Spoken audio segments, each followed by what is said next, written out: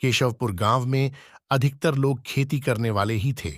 पूरे गांव में सिर्फ दो ही कुएं थे जिनसे लोगों को पानी मिलता था। कुछ समय बाद गांव का एक कुआं पूरी तरह सूख गया। अब पूरे गांव के लोग पानी की जरूरत के लिए एक ही कुएं पर निर्भर थे।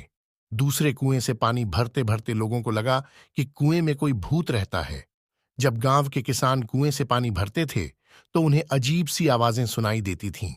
खेती करने वाले पुरुषों की पत्नियां तो डर के मारे कुएं के आसपास भी नहीं आती थीं।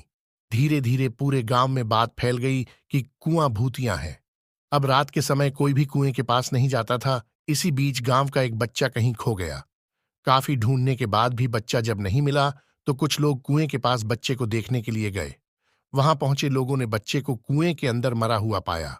अब एक तो कुएं का पानी खराब हो गया और दूसरा बच्चा कैसे मरा, इसको लेकर गांव के सभी किसान परेशान हो गए थे।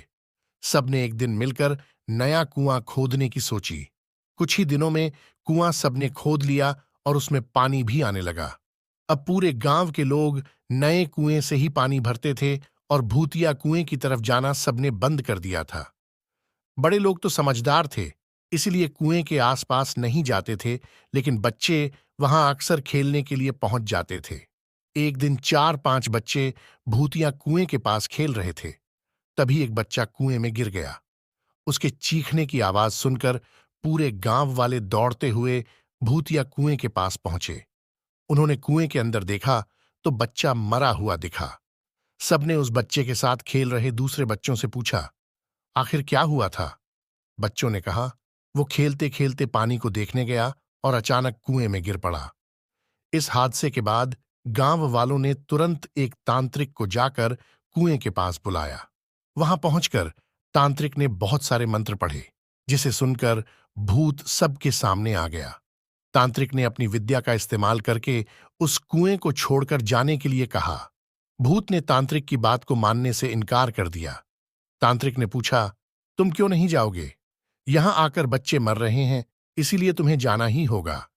भूत ने जवाब दिया, इस कुएं में सालों से मेरा पूरा खानदान रहता आ रहा है, मैं यहां से बिल्कुल नहीं जाऊंगा। इतना कहकर भूत कुएं के अंदर चला गया। अब तांत्रिक ने गांव के लोगों से कहा, इस कुएं के मुंह को ढक दो, ऐसा करने से किसी तरह के हादसे नहीं होंगे।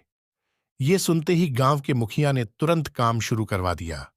दूसरे दिन कुएं के मुंह पर जाली डालकर पूरी तरह से रेत और सीमेंट से पक्का ढक्कन बना दिया गया और उसे ढक दिया गया। अब सारे गांव वाले खुशी खुशी रहने लगे।